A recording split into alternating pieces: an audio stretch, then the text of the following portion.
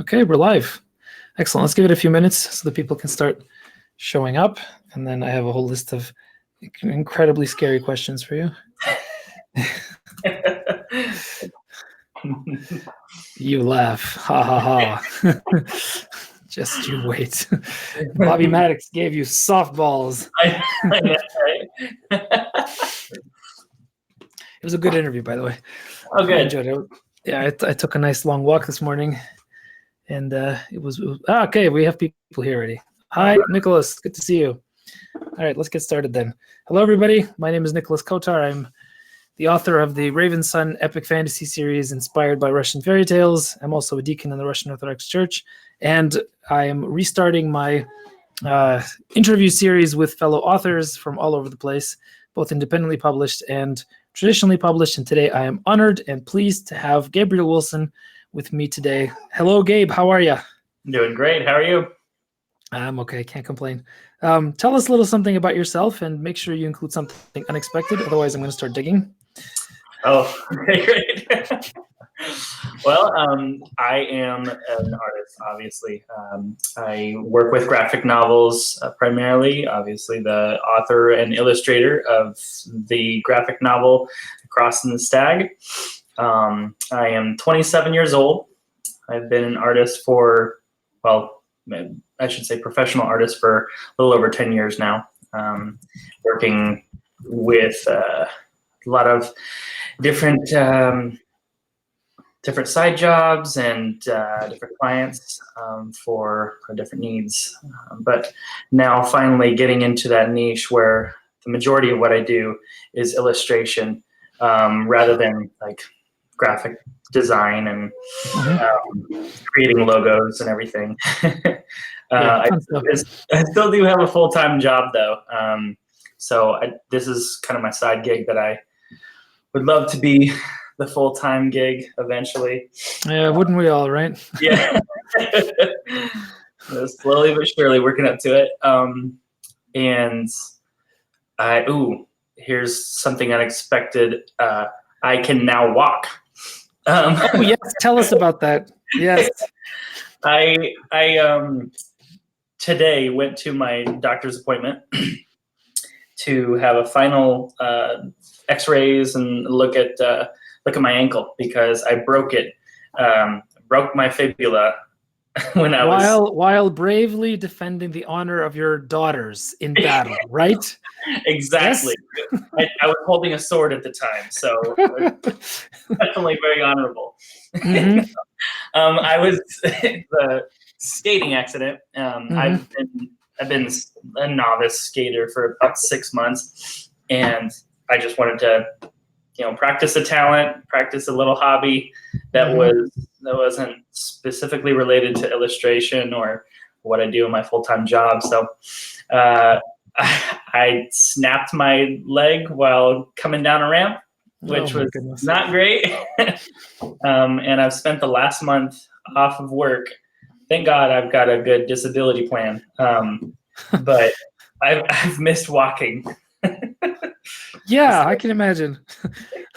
Did you have one of those rolling things that you put your leg on that helps you get around the house? Oh, man. It is so noisy. It is so loud. In the middle of the night, Emily will wake up. Emily's my wife. And she'll wake up and she's like, "Is everything okay?" I was like, "Yeah, just go into the bathroom." This thing is just like creaking. It sounds like I'm so heavy or something. I'm like, not that heavy. Oh, the things you don't know about until that happened to you, right? Oh, goodness. So yeah. for those of us who haven't heard yet about your book, I'm gonna go and show it to everybody. But as I go, why don't you tell us a little bit about your book? Okay. So the graphic novel, The Crossing the Stag, was created to portray the life of a saint in a newer form of storytelling or more modern form of storytelling. One that is, there it is, one that's hopefully jumps out at you from the page and gets you excited about the story. Just looking through the pictures, obviously a graphic novel or a comic is going to have hundreds of just pictures because you got panel by panel. And you're getting a lot more than just the words that someone can describe a situation. You're getting the emotions. You're getting the colors, the pictures. So I'm imagining this life, this whole story for you, and I'm portraying it. So you get a little bit more of the author's flavor when telling a story that way. So what was it about St. Eustace that jumped out at you, and why did you choose to start with his life? Yeah, we had a couple in the mix. Saint Moses, the Ethiopian, was one of them. Oh, that would be really great. He's like number 3 on the list, I think. Okay. And then there was Saint Catherine of Alexandria, which is the next one. Okay, cool.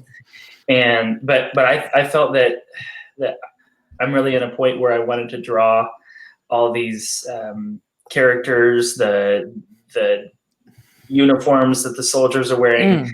I wanted to draw St. Eustathius as this cool, almost adventurer looking guy, and I just loved drawing every piece of it. So he connected with me not only in the visuals and like where his life is set, in that set time, 117 AD. Like the whole idea, like you've seen Gladiator, so yep. You've seen the how cool it can look to look at these Roman scenes and these soldiers. Obviously, Maximus and Gladiator is very. He kind of gave me a flavor for Saint Eustathius. Yeah, and his life is so dramatic. It lends itself to cinema, doesn't it? I mean, it just pops off the page. Yeah, and it's funny that you pointed out too, because I was talking to Bobby about how writing the comic was just so cinematic. The majority of what I was doing was just kind of almost laying it out for a director. Almost. Yeah, right. Yeah. So it's a ton of fun. I think his story was the most exciting, and I could portray it with my current amount of energy at that time to start off with him. So very cool. Well, here he's always with me, St. Eustace, as I call him. Yeah, that's great. This was a present from my sister, and she gave this to me as a kind of symbol of my future writing career. She got this to me before I started writing anything, because the initial drafts of the first story that I wrote that ended up becoming my first novel started from a scene of hunting the stag in the forest, and the stag turning around and kind of having this intense interaction with him. There's no cross because it's a fantasy world. Yeah. And that scene is still the opening scene in my novel, and it's still sort of the driving force between a lot of, I don't know, something about entering the forest. Number one, because the forest is this sort of nether space, right, where anything could possibly happen, and then two, the finding the questing beast. That whole long tradition of King Arthur looking for the what was it, Gladys and the etc. Right. So that for me was like, okay, I'm entering into something new and entering into something magical, and so that's what I really loved about this life. And you capture that beautifully in the first few pages. Thank you. I was about to say the same for you. I've been listening to your book, the first one on audiobook, so far, which I really like. And it was funny because I think I just came back from AFCON this year, and I was like, oh, I really want to read his books. So I found them, and I've just been listening because I tend to be a listener rather than a reader, or if it's not graphic novels. I see. Listening is also reading. It's just a form, right? I think so. Right. There's nothing bad about it. I still count it a book read a year, even if it's not. You're one of those, one a year. Gotcha. I did really like that, how it connected, because I was like, oh, this is like the story that I just told, and I love hearing it in a different way, and it's just there's kind of this glow that I think about when I'm thinking about the whole scene that you create with pursuing that stag.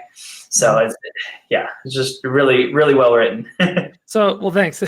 But so that scene, I don't know if you know this or not, but the scene of encountering the stag in the forest, in the life of a saint, is something that appears not only in Saint Eustathius' life, but in some other lives from the Middle Ages as well.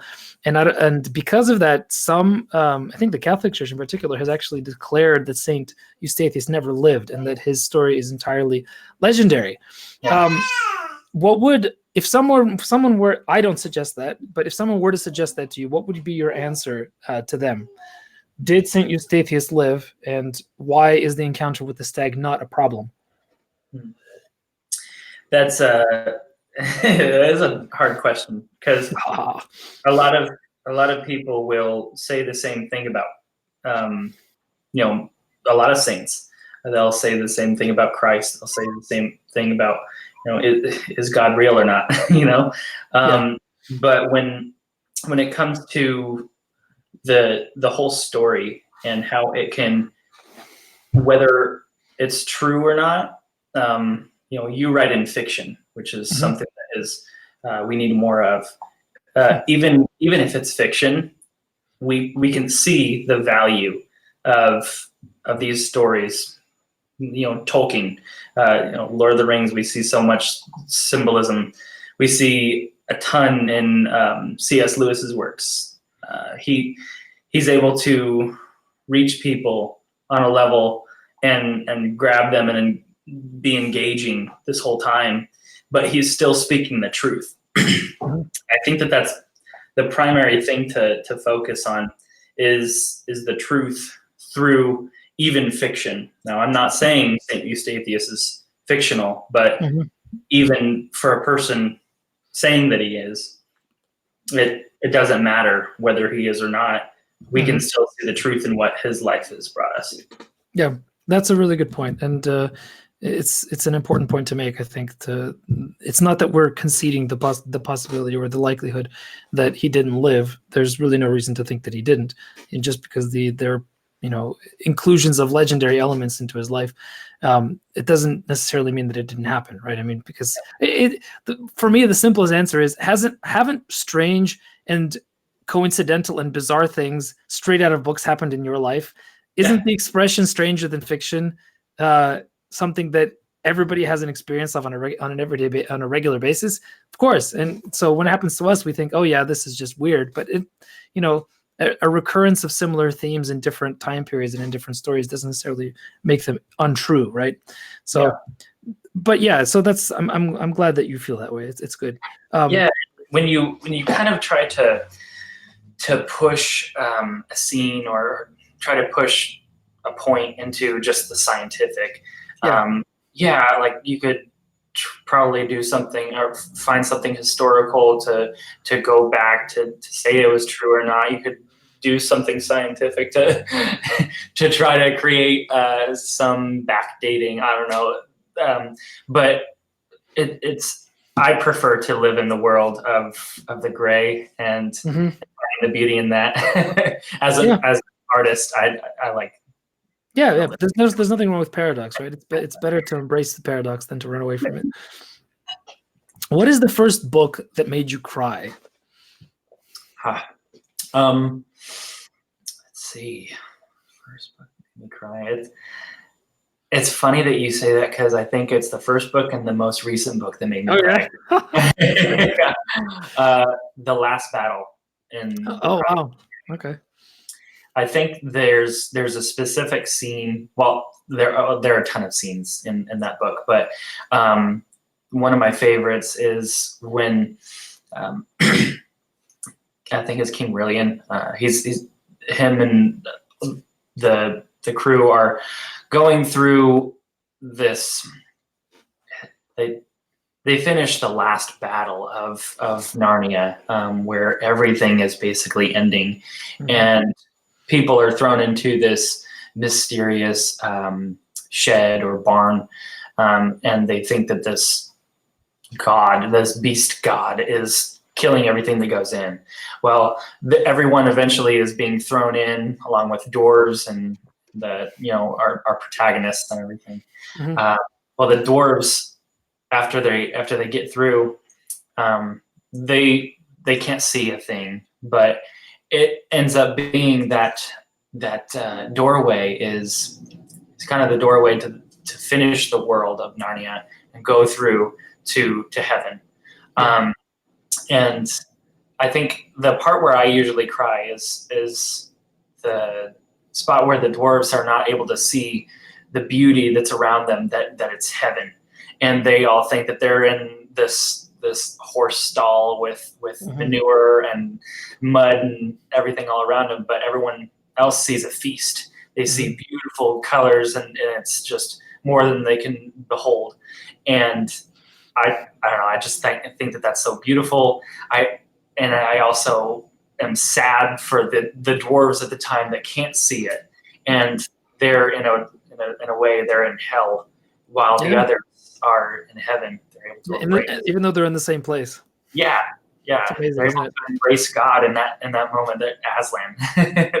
Yeah. So I think that's probably one of the first books that I cried in, one of the most recent ones, because I reread it and I cried again. Nice, very nice. How about you? Yeah, I don't cry much, but when it happens in buckets. I think it was Lord of the Rings. I think that was the first time I had a powerful experience of my eyes tearing up. And for me, it's always, and this is a scene that a lot of people find overbearing, I think, but it's the scene where Frodo wakes up and he's got the 9 fingers, and they come outside. They wake up in this tent, I guess, right? It's pavilion, and they come outside, and there's this company of minstrels and warriors and things, and they start singing their praises right to their faces. And the language used is very elegiac. It's something that a lot of modern people find to be a bit hokey, because like people don't talk like that, and if that actually happened in real life, it would be silly. But I just that scene just does it for me. I've always been very moved by it. I thought it was very beautiful. And Lord of the Rings, just the whole thing, just little moments here and there. And if you're not careful, they can just grab you every single time. I love it. So maybe this is connected to the Chronicles of Narnia, maybe not, but what was an early experience where you learned for yourself that stories have power? Yeah, I would probably connect it there to Chronicles of Narnia. Just going through a whole series where you can follow a character along in their story, and when it's written in such a way that includes a protagonist and pushes them into this world where the protagonist has all these questions, just like the reader has all those questions, and they're getting answers all along the way. I just have found it so relatable. That's how it's crafted. That's how writers craft these books to help you, the reader, get into their world, just like this protagonist is. But you follow along their journey, and you almost develop in the same way that the protagonist does. Yeah, totally. So you get to learn their life lessons in this short span of time where you're just looking through a book. And sometimes you wouldn't learn that life lesson if you weren't in a certain region or with a certain group of people. So I think the fact that books have such they've got a power to take you and mature you in ways that you wouldn't have in your normal life. And so I think that there's a beautiful power in that. That's a beautiful power that I would love to push on. And whenever I read maybe a review for my book, I just get teary-eyed when I see that kids are getting involved in this. It's like, this is exactly what I wanted to happen. And I love hearing everything that they're saying about it, and they have such I would describe it as color. They have such color in their words and the way that they're what they're gaining from it that I didn't even know I put in there. Or, before I start work on graphic novels, I'll cross myself and I'll ask to be the tool that God uses. So even if I don't know that it's in there, God might have put it in there. Yeah, that's right. It's not you, right? Yeah. So there is a huge power beyond just the writer of a book, but the book itself and what it can teach to so many different people. So then what about, okay, so I think it's interesting that you should say that. And both of us are talking right now about literature that isn't necessarily graphic. So there is, I think, a tendency among some people to minimize the importance or the effectiveness of comics or graphic novels. And I think I may have been one of those people for a long time. And I still occasionally, if I download, because I usually read my comics on my phone because it has color. So, and it goes from frame to frame in a really vivid way. And I like it, but I do it secretly still. But I think I'm wrong. So tell me, why am I wrong? Yeah, well, I think there's just probably something that you would have figured out when you just started creating all these books, writing all these books. There is a power in holding a physical book, and you're just, oh, this is amazing. But I like the point that you made. There's if you're looking through, I don't know, a tablet or a phone, which I've done before. I like getting books because it's like a trophy. I like putting them on my shelf. It's a trophy. I've read that one, but I also like to come back to it. But anyway, you pointed out the fact that it's it's colorful. If you're on a computer screen or something, there's actually light shining in your eyes, whether you know it or not, and it makes the colors more vibrant and everything. We have to actually switch the color scale to a CMYK in order to have it printed so that it looks like it would on screen. But it's actually converting it because there's not anything backlit. I'm not an extremist, so it's hard for me to be on one camp and defend it, to the death.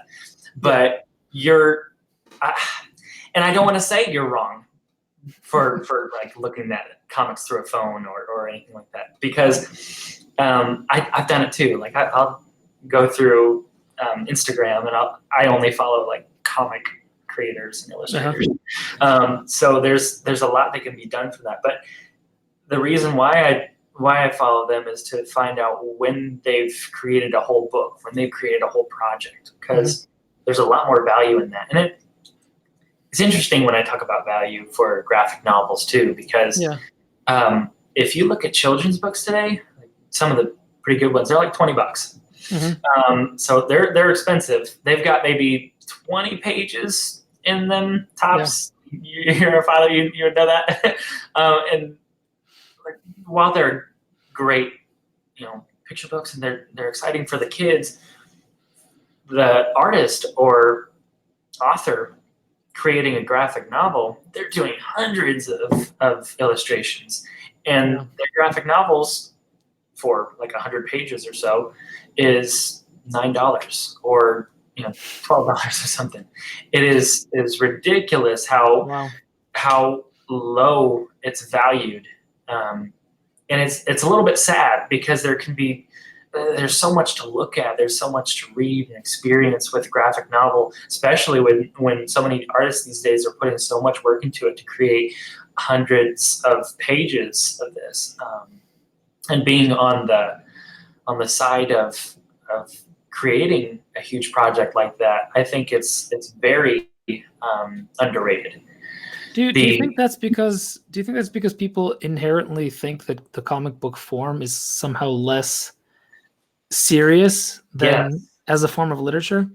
Well, there's that. There's definitely that conception that comics is devalued because it's just pictures. You're not learning anything because you're looking at pictures. That's completely wrong, because we time and time again we've seen that people and kids with reading challenges, whether they're dyslexic or not, they are able to follow a story and in a stronger way when they're reading graphic novels. So I think it can be really valuable in that process. Now, I do want to point value to the chapter books and everything, because they help you cognitively to create a world and imagine a world where the author hasn't actually maybe described that tree over there that you see. You're actually creating so much, and you're imagining so much in your mind, and there is a lot of value to be placed in that. But I think there should be a lot of value placed in graphic novels, because it's just another art form. In the past, people have seen it as, oh, it's just a comic. It's a periodical. It's printed cheaply on these newsprint, and the funnies are in the newspapers. They used to be like 4 pages, 5 pages long, and Bill Watterson gripes about his space on the newspaper, and he's you're making me put it in this small. Like, you have no idea what goes into creating something funny. Like, if you want something rich, we got to have a little bit more less boundaries about it. But they're shrinking, and now comics are just like 1 page in a newspaper. They're cheaply printed as periodicals, and people are taking less time to focus on artists that are really top notch. I mean, it's strange, because if you're talking about just the level of artistry that comes out right now, especially in the superhero comics, I mean, I'm not an expert, but I've been starting to delve a little bit into it, just because so much of the storytelling is not just cinematic, it's operatic. I mean, it's dealing with mythological themes, it's dealing with stuff that many writers won't even touch, issues of death and afterlife, and all kinds of, and the artwork, some of the artwork is really impressive. And so I don't know. I mean, it seems strange to me that while Marvel is going crazy on the big screen, the comic book genre is becoming more and more marginalized. It doesn't make sense. Yeah, it's such a good point to make too, because they're like TV shows. They're becoming this huge thing where everyone wants to binge on a TV show. So comic book periodicals, to me, that just makes sense that we would follow along and I want to binge comic books, right. It's the original Netflix. Yeah, right. So but that's funny that you point that out. Oh, and another thing that I like that you said, talking about the art and how people are able to portray things, even if their art isn't super top notch, it's they maybe their fundamentals are a little off when it comes to figure drawing or something, but they're really good with mood and lighting. You're still able to convey this great version of a story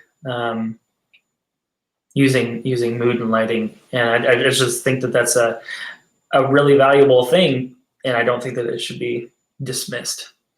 Yeah, I agree. I totally agree. I'm going to ask you for your recommendations for newbies in terms of what comic books they should read if they've never read any, but not yet. First, okay. I want to tell everybody who's listening that we are doing a giveaway of 1 copy of The Cross and the Stag, and all you have to do to be entered is to say something nice to Gabe in the comments and just let us know that you're here. Subscribe. Yes, indeed. Diane Combs says that Gabe is taller in real life, so that'll count, I suppose. And then someone named Joshua Windle just says Father Joel. I wonder what that means, because you're not Father Joel. Oh, you know what? Yeah. Father Joel is my brother too. Okay. I have a priest, Father Joel, but someone's probably saying Father Joel because I probably look like my brother. We've got the same goatee. Okay, so somebody thinks that you're your brother. All right. Well, so make sure you leave a comment or say something nice. And Diane says hi, Gabe. She has 2 comments. Hi, Excellent. So before we get to your list of recommendations, I want to ask you, what do you want your reader to do as they finished your book? I'm sorry that it cut out. Can you repeat that? Oh, no problem. What do you want your readers to do as soon as they finished your book? I want them to play in the world that was created, that they saw.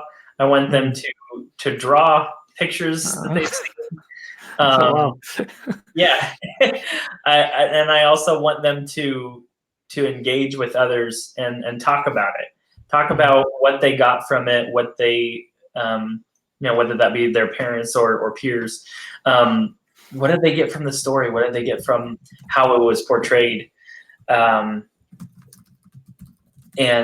how can they create something else that continues education for the lives of our saints?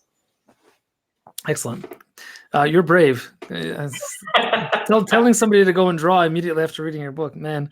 It's really nice. I've got at least 2 or 3 messages about seeing like a picture that someone has sketched out of St. Eustathius, and it's great. I love seeing everyone's version. It doesn't matter if you can just draw a stick figure, just do it. Like everyone can learn how to draw. Like some people are naturally talented with the tool, but some people will just dismiss it.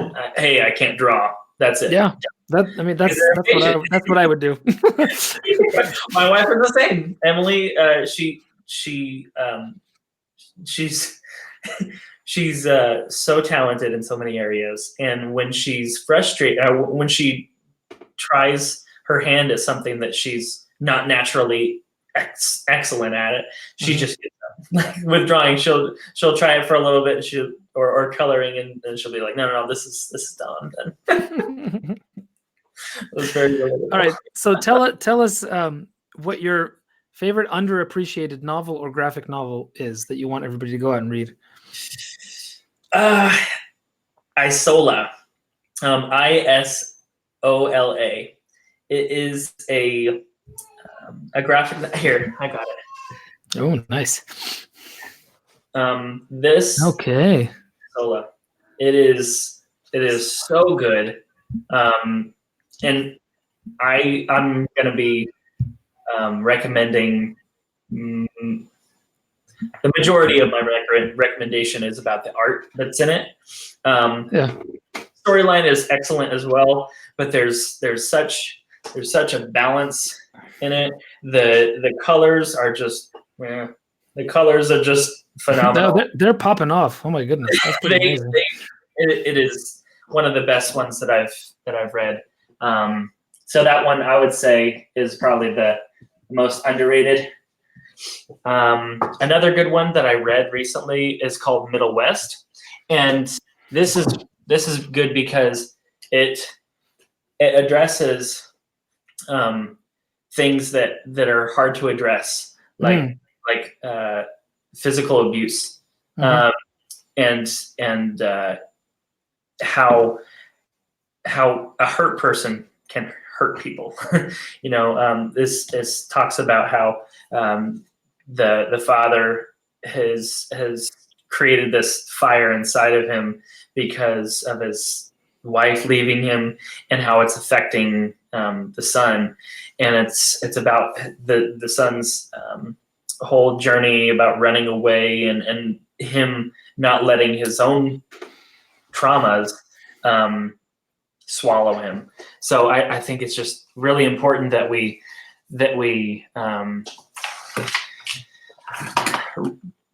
focus on some of those things that some people are shying away from. Well, this medium seems to be so good for that, right? I mean, I saw recently an article that was talking about a graphic novel about survival stories from the Gulag in Soviet times, and I know a lot of people won't even touch Alexander Solzhenitsyn because it's just so depressing and so difficult to read and so long, right? But if you have it in image form, it's almost more powerful. But it's also the threshold between you actually picking up and being moved by it seems to be less, right? Because the image hits you and grabs you much more quickly. And I find this fascinating because for myself as a writer, I find writing emotion, especially in especially portraying strong emotional suffering, to be the most difficult thing. And it comes very hard to me, and I don't think I do it very well yet. Partially because I'm not very old. I think you have to be. I think you have to be older to really be able to find the right language for it. But images, though, right? If you draw it, it can pass it on even more intensely. I think maybe even than the word. Yeah, I totally agree with that. And it's something, you're just talking about how you are not old enough and you don't have the language to describe maybe something in the proper way. I love that you said that because it's something. Let me see if I can find the picture. This page in the book. There we go.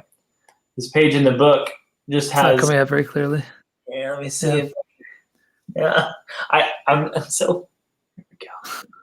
Yeah, we'll have to go get it. Everybody, go get this book. You go get the book, but I get to just draw a picture of someone's facial expression, and you can kind of judge by his expression. Oh man, that is a real bummer. Whatever he's going through, and it's nice to be given a certain language to speak about that kind of trauma. Yeah, and it transcends spoken language in some sense. You don't have to be able to speak English. You can just see the face and you understand what's going on. This is why I don't. I mean, I'm almost talking to myself out loud because I grew up thinking, oh yeah, comic books, whatever, right? You do it because it's for fun, not because it's serious literature. But I don't know. I think especially now, I think people have lost their ability to form images in their minds that they haven't seen already. Their imaginations have to be formed. It's because of our excessive use of internet technologies. So it's almost necessary to provide people with the right kinds of images so that they can then continue living. Otherwise, they don't have the proper imaginative language to be able to deal with real life issues. Yeah, and it's a really good point to make too, especially in this modern age. That's why I think it's so powerful right now, is because we're in an age of technology where we're constantly on Instagram flashing through images because we can't sit down, read a book, be at peace, calm down, and just imagine something. We're too focused on getting dopamine right. So I think it's really important it's really important to practice reading chapter books and Alexander Solzhenitsyn. Probably. But I haven't read him yet. When some can't do that, it's going to be more effective, I think, in this modern age to see graphic novels. Yeah, I think so. At least to get over the hump, especially for some of these more difficult the books that deal with really, really difficult historical or real life issues. So why don't you give us your list of recommendations for people who never read any comic books and want to get into the world of comics, but are still, suspicious about it as a genre. So what would you tell them? What would be the books that they should start with? Yeah. Well, there are a couple. It's hard because it's a slowly growing medium, and I've got some that I can recommend and some that I probably won't recommend. But I mean, there's beauty to be found in a lot of things. But the ones that I would recommend there's this a small series of books called The Dam Keeper, DAM, and it's basically it's kind of on the lower age, maybe teens or younger. But that's a good one. It's written by Tonko House. Another good one is Middle West. I liked Skyheart by Mr. Jake Parker. I liked Eye for an Eye, which is Ruin World. That is written by Derek Loffman. I like a lot of Scotty Young's books. See, this one has a little bit of language in it, so that's where I'm slow to recommend. But it's called I Hate Fairyland. About this girl who thinks that Fairyland would probably be the best thing ever, and then she gets she's like a 6-year-old, and she gets sucked down into the carpet of her room, and then she's just stuck in Fairyland, and she doesn't follow any of the rules to get back home. Nice. I love it already. She's like a 32-year-old woman stuck in a 6-year-old's body in Fairyland, and she can't get out. It's hilarious. Sounds great. And then I would say finally, I really like Max Smith. He's got a series. Some of it's all online. It's called Scurry. It's about a graphic novel about mice in the apocalypse. Nice. Okay. So what? So do you like the superhero genre when it comes to comics, or do you tend to avoid it? If you noticed my recommendations, none of them were. Yeah, I did. Yeah. There was one by Marvel that I kind of liked. I haven't even finished it all because it's such a huge thing. I've got an omnibus. It's a huge, thick book. That's the only one by Marvel that I have. The rest are done by Image, and it's more independent, and they have their own characters and everything. I personally just don't get into like comics when it comes to superheroes. A couple of them I'll really get into, but they're just all the same thing. It's kind of like those Law and Order shows. Once you've seen one of the shows, then you've seen all of them. Yep. So that I don't have as much value in. It's hard for me to really get into it. They don't dig deep into a lot of issues. At least from what I've seen. I have seen some DC comics do that, like Batman comics when it comes to Batman versus Joker. It's a little bit dark, but they get into some actual deep emotional things. But for the most part, I have trouble reading some of these comics that idolize these superheroes and everything. I remember growing up, and I was always trying to create a superhero, and the best I got was G-Man, because I liked my name so much. And I was just like, all right, well, I like the letter G. I'm just gonna put man at the end there. Nice. There's a kid who fell off of his bicycle during a thunderstorm, got struck by lightning, and was able to shoot lightning out of its fingers. So, well, hey, he never found for it. There you go. That's quite a superpower. Right? All right. Well, this has been great. It's time for me to put the kids to sleep finally. But before we sign off, is there anything you wanted to, any final thought you wanted to leave our readers with before we sign off? Appreciate graphic novels. Yes. Give them a chance. Let your kids read a couple. Maybe read them first. Kind of do some research on graphic novels that hit below the surface level of just fun and action. Because there's so much that can be learned. We can see the power of books by what lessons we can learn by them. And graphic novels, there are so many lessons to be learned. Finally, I just want to say thanks for having me. This is a lot of fun. It's a pleasure. Chit chat, yeah. And if anyone wants to look up more information or get any updates about my graphic novel series, Among the Saints, I have a website called amongthesaints.com, and you can look up anything that is going to be new. I'll be updating it if I have any new information. It's got my Instagram feed. If you want to follow me on Instagram or Facebook, I'm at ATS Comics. and that way you can kind of follow along, see what's going to be next in the series, and yeah, that's it. I'm excited about eventually seeing St. Moses the Black. Maybe you can move him up a little. I'm excited about that too. Awesome. Thanks, Gabe. That was really great. Yeah, thanks for having me. Absolutely.